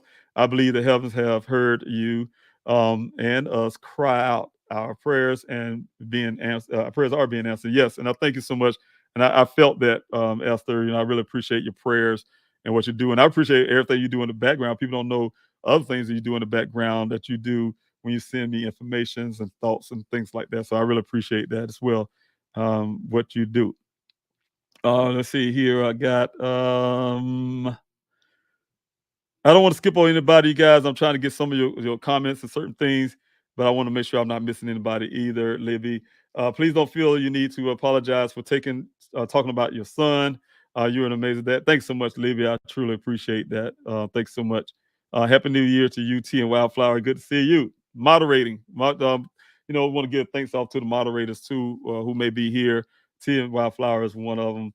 Thanks so much. I really appreciate T and Wildflower. is one of the first, was the first ambassador on the ambassador program that I have. You guys, I scratched the ambassador program. I wasn't getting enough support on that, but Tia Wildflower has been there. So I really appreciate you for your work and what you have been doing as well. Tabby, thanks so much. Can Mr. Chris do an update to remind the public about Daniel? You know, I tried to reach out and to Mr. Kumo, and somehow his the number I have, I think is he said it was his personal number, of course, and I tried to look it back up. Somehow I misplaced that, but I did have the producers at CNN, but he jumped over. You know, you guys know he moved over to News Nation. News Nation, of course, as well. Banfield, for instance, and a lot of other been champions as well. They've been doing a whole lot more for Daniel's case, helping me on minute multiple times to spread awareness about Daniel's case. So I thank them too. But yes, I was unable to so far get in contact with Mr. Kumo to see if his producers to see if I can get Daniel Case just spoken about. You guys get it back on the air again, and I'll be working on that too, you guys. So it'll be coming. So thanks so much for even asking that. It'll be coming because I'm not giving up on that either. TNY Flower, thank you for putting the website up there. Please help finddaniel.com for those who jumping in. Ways you can help. You can sign a petition. There's a donation button as well as um, the flyers. You know, you guys print the flyers as well as other tabs, events tab, etc.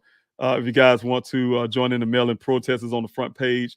Mail-in protest is very critical to keeping Daniel's case from off the cold case status, to show law enforcement that we're not playing and you guys are still backing me. I still have the public support. So I really need you guys to do that as well. Like I said, that donation, sign the petition is very important when I go over to talk to law enforcement and other officials. Mary Ellen, thanks so much. Military forever. Yes, that's one thing for sure. Is once a soldier, you're always a soldier. We know we fought for this country, but we don't stop being American soldier. At least I don't. When you retire out, and things like that, you're still American soldier for life. That is it. So anyway, thanks so much for that.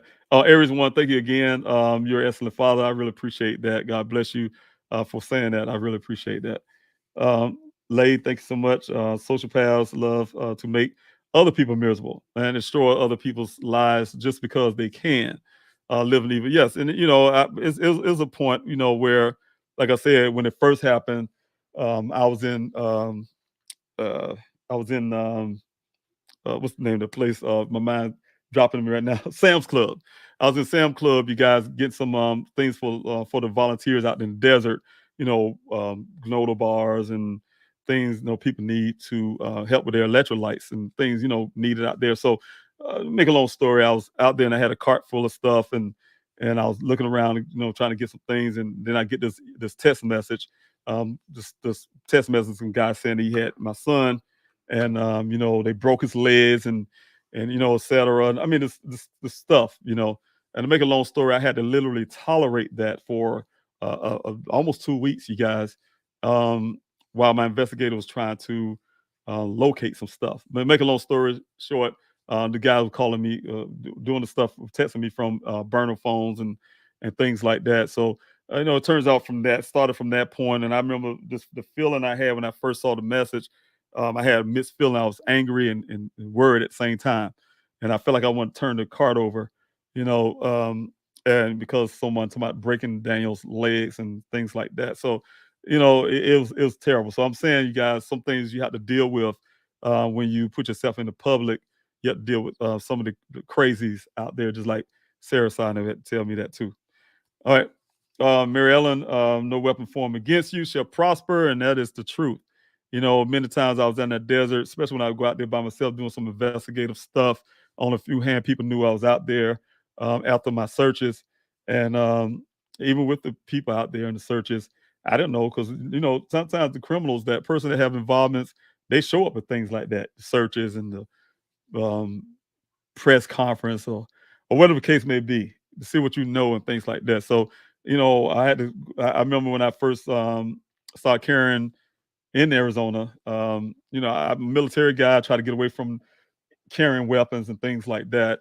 And my Mr. McGrath, he talked me into it. He asked me, hey, after the death threats, look, you need to carry. It's an open carry state in Arizona. I was refusing for a while, but he convinced me to do so, and I did. I did. It's sad that I had to. I didn't really like it, and the reason why because I have volunteers out there with me in the desert. I want them to make sure they feeling comfortable and okay. And how I look with you, you see some of you that was out there with me when early on. I stopped carrying the AR. I used to carry my AR with me and all that. I stopped. The only reason I stopped carrying that because it reminded me when I was in the military. You carry your weapon is almost feel like a baby. Saying you're holding it all day. And I didn't have the strength. So make a long story. Having to do something like that. But like you said, Mary, no weapon formed against me shall prosper. God kept me safe, kept all of us safe out there in that desert. For those 49 weeks, we didn't have anything happen out there except for once one of the volunteers she caught a heat injury. Like I told people, we come out there, don't let the weather fool you. It's a desert, you guys. She caught a heat injury. We was able to get her cool off, and she's okay. But outside of that, we had a fortunate 49 weeks of being unscathed from any kind of incident. So sending out abundance of love and hugs from Australia. Thank you, Libby. Yes, thank you so much for doing that. I really appreciate that. That's really nice of you to reach out and do that from afar. I really appreciate it. God bless you. Team Wildflower again. Thank you so much. And thank you for, like I said, moderating. Vic, thank you so much. Hello to you. Thanks so much. Oh, wow. Thank you so much, Vic, for the super chat. I really appreciate that. That was so kind of you. Very sweet of you. I truly appreciate you showing love like that. Thanks so much. That's so unexpected right now. Thanks so much. I really appreciate that. God bless you. Put a smile on my face. All right. Thank you so much, Tavia, again. Absolutely. They are hiding a lot. Let's see here. Yes. Thanks so yeah, Vic. Thanks so much again for that super chat. I truly appreciate you. God bless you for that support.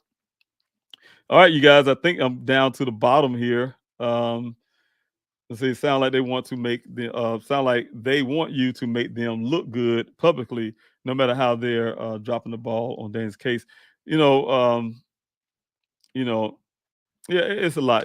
So this year right here, it's not a nonstop. So a Buckeye feel like I'm gonna fall off the radar or something, it's not gonna happen. Matter of fact, it's gonna come back stronger. So I'm still working on some things so I can so I can fight for Daniel. We're gonna get this. We're gonna find out what happened to my son, one way or the other. Mrs. Melissa, thanks so much. This is truly an example of poor police work. They should be searching for him like it's one of their children missing. Yes, prayers for you to get some answers soon. And I agree. Just like they're one of their own, one of their children, even one of the blue. What I'm saying they should be searching for Daniel in that manner. They should be searching for any missing person in that manner. And I think, again, in many cases, I read those statistics to you guys early on. I know those statistics are based on the actions of law enforcement immediately. I watched a show called The First 48 Hours when it comes to a murder case. This is a dead person that's right there, and they know the person is dead, and they look for the suspect. The first 48 is crucial to finding the evidence of what happened in this crime, right?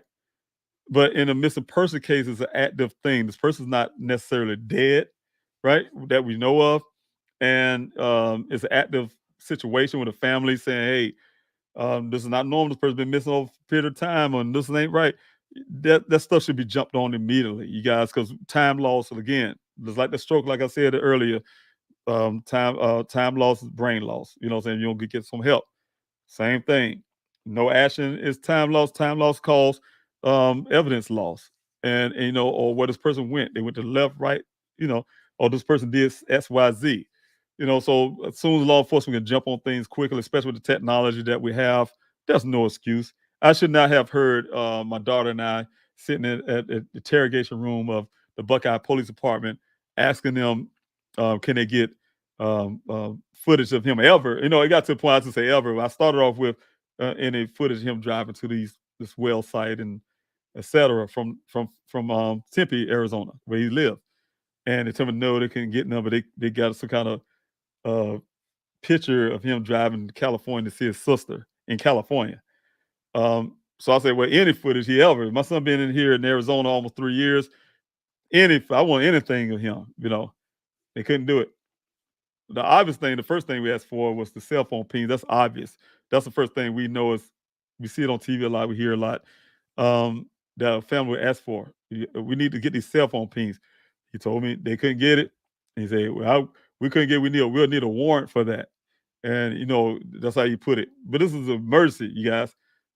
We need a warrant for that. If I go to a judge, that's for a warrant. This was an officer. I think it's Sergeant Hanneman. Is his name. If I go to a judge for this, they'll turn us down because he's just a missing person. It's not a criminal case, right? That they tell me. So things like that, you guys. You guys best believe I have been working. I'm almost about to spill some beans, and I can't do that. But I'm working on some things in the background to try to change some of that way that law enforcement does things. And so that's what I say again. To help me with that, you guys, can you please put your name or your voice to that petition? Put your voice to that petition where I have these, this backing, because I would like to see some things change the way law enforcement do things and the way others do things as well. So, and I think some of these things will help this country move forward of finding missing people. There shouldn't be that many missing people every year in this country. 500,000 a year. That's crazy. So many red flags. I can't believe they won't look into this further. And it's a battle. It's a battle. Like I said, if they're not thick skinned, they don't need to be in law enforcement. I don't care about their feelings. I don't care about law enforcement feelings. They can say, "Oh, he be talking about us and this and that." No, do your job. You get paid taxpayers' money to do your job. I don't care what nobody say about you. I don't like the way your pants fit your body, officer. I mean, they ain't got nothing to do with your job. I know we got feelings and things like that. Could you imagine what we had to deal with in the military?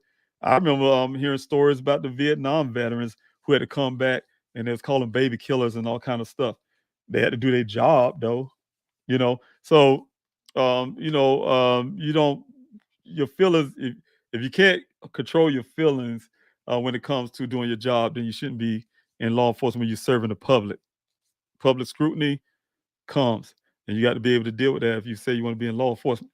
You always you always need a warrant to get an adult phone records with no body found.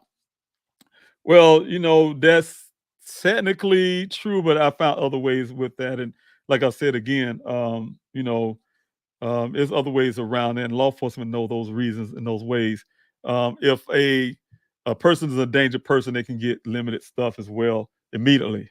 You guys, so like I said, in Daniel's case, it was just that case, right? When you're asking for it, based on everything we gave law enforcement, one thing for sure, you guys, and I'm saying, I said to law enforcement, I have said to the public, Daniel is a young man who was born without a right hand, right? And as a story, and I told those stories for a lot of reporters ask me a story all the time about Daniel. Like, look, of course, it was devastating for the parents. Any parent wants first thing you want to see is um you, you want to see all the person's limbs and things like that. That's normal, right? And so the first thing I had to see with Daniel when he was born was that, and of course, it's shocking, of course, for any parent. But when he grew up, Daniel, I think he was probably like between the age of 5 or 6. He asked about his hand. Of course, he looking for his siblings, looking at his siblings. Probably they have both hands. They playing games and whatever they do. And here it is. He don't have only one. Of course, he's going to ask about it. That's common sense. And he asked his mother about it. She gave him a story. Hey, look, God have your hand. He won't get back to you one day. He just need it right now. That type deal. He never asked about it again. But then he showed us that he accepted who he is as a person, right? Try to put it past them, especially mother cares. Of course, what other children would do in school and also to help him, with anything he need. Make a long story, getting ready for prosthetics, case, prosthetics change, things, the technology, whatever. And Daniel rejected that stuff. He rejects the prosthetics. I mean, he used them at time to time for certain things, but he rejected. Overall, he would not wear it. He just wanted to be himself, right? So I'm saying all that. I'm saying all of that is, I never treated Daniel, even as a single parent, I never treated Daniel as a person who couldn't do something for himself. I treat him just like I would treat his big brother. It would never treat him any different, like he couldn't do it. He figured it out. Just like he played video games, he figured it out, killing his brother in the game. I'm an example. You can imagine him playing a trumpet, um, French horn, whatever he want to do, he does it. He figured it out. That's him. He's born that way. He's used to that. But at the same time, I have to say in saying that, when he went missing, it's a couple things that was standing out to me for law enforcement to act. He never been in that area before. This is all they had the same information I had. I got most of it from them and from his company. He never been there before. All right. So he was missing since that supposedly at that time. They say 9 o'clock that morning. Never been there before. Um, they say he went out further into the Sonoran Desert. It's in a remote part. He's born with one hand, so if something happened, he can't really defend himself. Like of course, a parent gonna have that little doubt in their mind a little bit. But like I said again, it goes back to what I was telling you. Daniel took care of himself. You know what I'm saying? In other words, he figured things out. But still, nevertheless, these are the scenarios that's still there that exist. And law enforcement double talks. They say he's an endangered person, right? Because they try to fit him into this thing like, oh, he was some kind of depressed guy or something. So if they really believe that, he should have been ruled as an endangered person. And when they're an endangered person in their mind, again, that's when I'm telling you that as an adult person, you can get those things from the network under those circumstances. But they chose not to. They chose not to. But when they did so, they did it on a limited basis. So people need to know law enforcement did ask T-Mobile Sprint, for instance, on a limited basis, right? Some limited stuff. They asked for it, but they didn't go all the way to get it, right? I'm gonna share some lot of things with you guys from Buckeye Police Department. And the thing is, like I said, it's ways to do it if they really wanted to. The other part is, you guys, the ironic part of that is somehow with the Uconnect in this vehicle, they said two different things to me and my family, my daughter. We asked them about the Uconnect. They said, yeah, we can do it. They probably can get some information from the Uconnect. Then it said, well, we couldn't get anything because the Uconnect, they reached out to Uconnect or whatever, and they said they couldn't get anything off of it because somebody disconnected the battery or something. It's been tampered with. The device been tampered with. And, it's come up with 0 grids or something out of the other. And that's because the detective say he asked why, and they say because that means that somebody disconnected the battery or damaged the device, took the device apart, basically. Uconnect. And so with that didn't even move them, right? So I'm saying there's so much scenario. If we break it down, you guys, it's so much scenario where law enforcement could act. And like I'm saying, the whole premise of them was saying, hey, look, he's a grown man. He can disappear if you want to. Daniel didn't tell him that.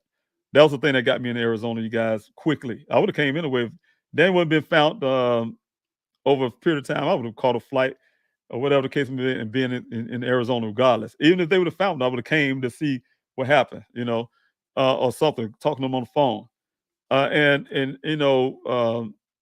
This whole thing, I don't want to go. I'm talking longer than I really want to tonight. But you guys, thank you so much for being here. Thanks so much for asking about that, an adult thing. Have you tweeted directly to the CEO of Daniel's cell phone company to ask to help and ask for help since he's been missing for over 2 years.